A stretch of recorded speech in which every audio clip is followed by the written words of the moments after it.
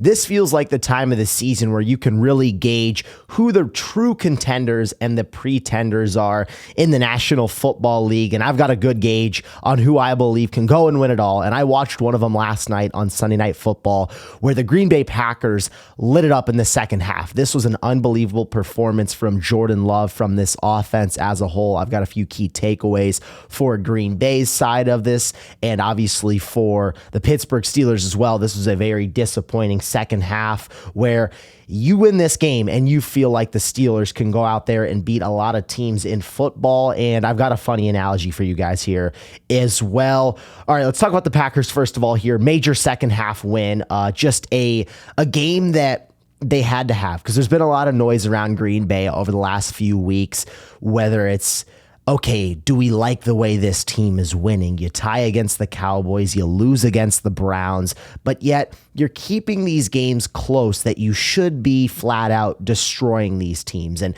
I'm of the mindset where, hey, on any given Sunday, somebody can beat you, but I understand when you are a national brand like the Green Bay Packers, when you have such high expectations to go win the Super Bowl, when you go make this trade to go get Micah Parsons, there's going to be a lot of noise around the team overall. And so right now with Green Bay sitting at 5-1-1, I feel like they are the best team in the NFC, and I feel like they haven't even fired on all cylinders yet. In the second half, that's the best we've seen this offense look all season long, and they put up 28 points. They had 21 fourth quarter points, and they just sliced right through this Steelers defense. And the reason why I'm so nervous for the rest of the league when I look at Green Bay is because I truly believe they are only just scratching the surface. They still have so much more meat on the bone. And I know that sounds crazy to say, but let's first of all look at this second half for the Green Bay Packers, because I believe it's the best they've played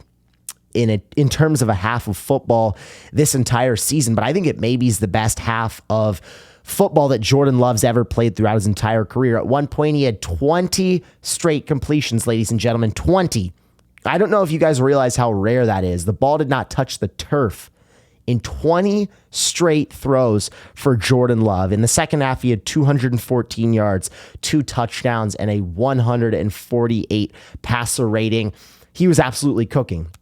And a lot of this had to do with, obviously, the greatness of Tucker Kraft. He had an unbelievable performance on National Tight Ends Day, 7 receptions, 143 yards, and 2 touchdowns. But a lot of it was due to the addition of Christian Watson. And that's why I was kind of telling everyone, hey, let's pump the brakes on the Green Bay slander just a little bit. They had their leading receiver last season in Jaden Reed, who hasn't been on the field in the last few weeks. He broke his collarbone.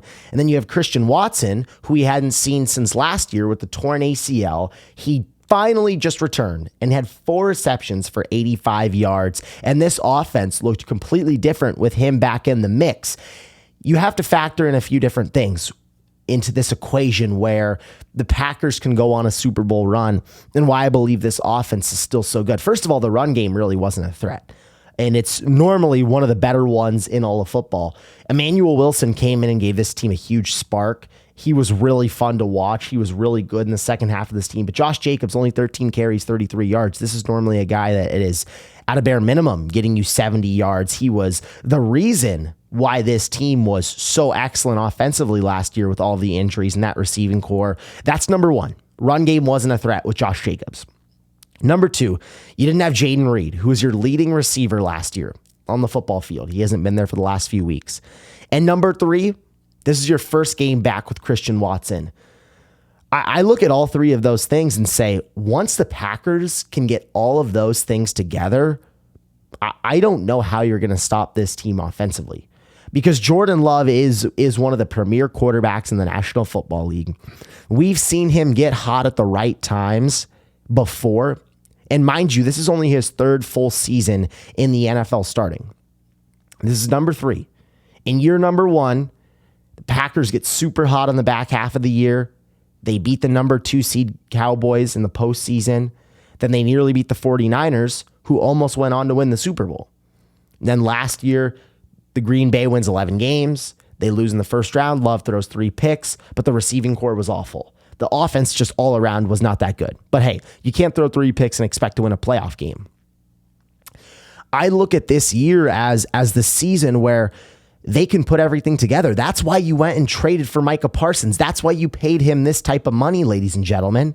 You paid him this type of money to go on a Super Bowl run, to get hot when it matters. So even though, yes, we've only seen 7 games from the Packers and everybody wants to criticize what they're doing offensively. Oh, we don't like the way Jordan Love looks. We don't like the way this offense looks. We don't like the way that this team plays down to its competition. Well, newsflash, folks.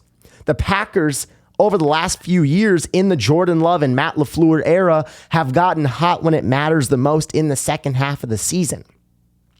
So I'm looking at this Packers team with still 10 games left to go, saying, okay, everyone wants to criticize them right now, and yet they're the number 1 seed in the NFC, in a division where the Detroit Lions are hot on their tails right now, and they look unbelievable. A division where the Chicago Bears are playing some good football right now. The Minnesota Vikings, we all understand what they can still do. They still have the shell of that team that won 14 games last year. We want to criticize what the Packers are doing, yet they beat the Lions. They beat the Commanders with Jaden Daniels. They just beat the Steelers. Those are probably 3 playoff teams right there. 3 big-time wins.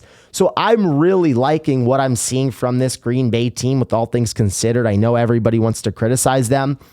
This is a team that can absolutely win the Super Bowl this year. Absolutely. But what I said from the beginning of the year and what I'll say right now as week 8 wraps up on Monday morning where I'm filming this is a team that will only go as far as Jordan Love takes them. So you have a performance where he throws for 360 yards, 3 touchdowns, and is perfect. This team's unbeatable. Yeah, go ahead and give the Green Bay Packers their Super Bowl already. But if Jordan Love has the type of performance where they play down to their competition, he throws 3 interceptions, now that's an anomaly, I will say that, then obviously the Packers are not going to be able to go far. But they're in a position right now where Jordan Love has an opportunity to show the NFL why he is one of the best quarterbacks in the league. And I've had a lot of fun watching him when he plays at his best, because I believe he's a top 5 quarterback in football when he plays like that.